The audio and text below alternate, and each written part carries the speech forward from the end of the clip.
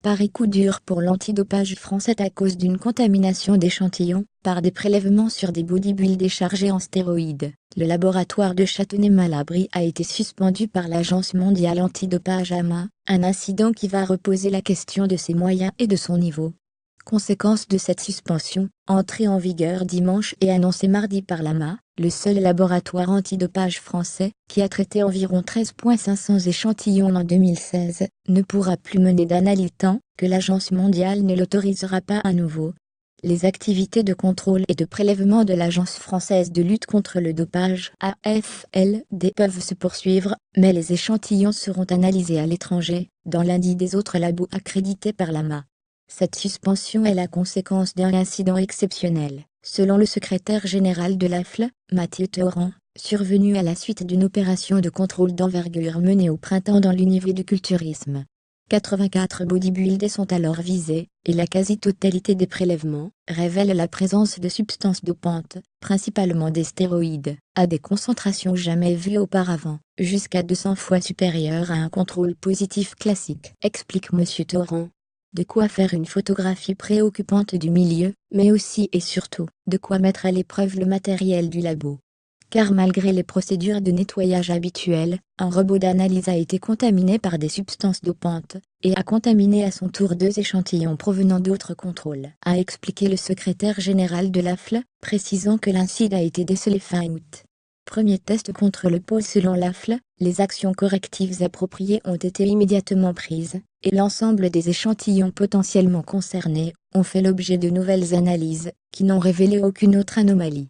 Aucun sportif n'a été sanctionné à tort du fait de l'incident, insiste l'agence française. La suspension provisoire sera maintenue en attendant l'engagement de procédures disciplinaires par un comité disciplinaire indépendant, a indiqué de son côté l'AMA.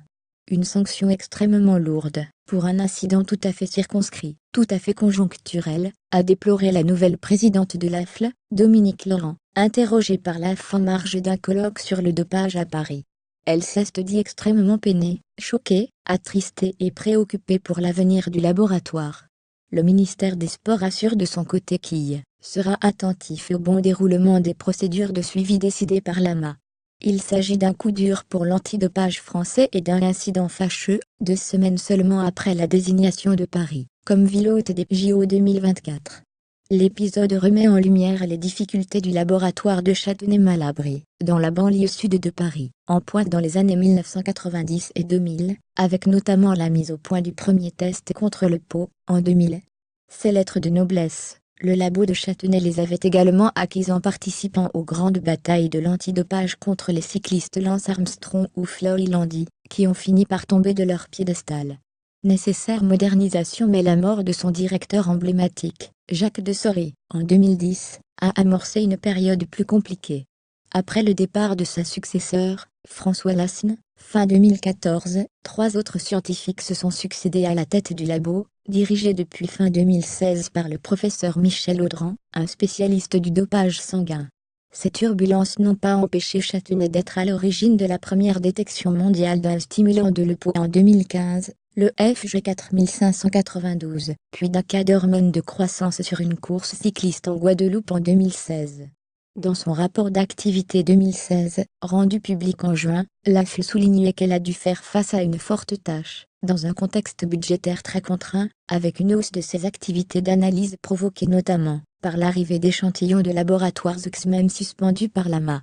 Cette hausse, source de recettes, a également mis en évidence des insuffisances en personnel, palliées par des recrutements temporaires, et la nécessité de poursuivre la modernisation et la rationalisation des matériels, des techniques et de l'organisation du laboratoire, poursuivait l'AFL.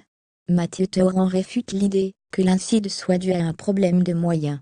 Ce n'est pas parce qu'on manquerait de moyens, de personnel, ou que les locaux seraient vétustes que c'est arrivé, a-t-il déclaré.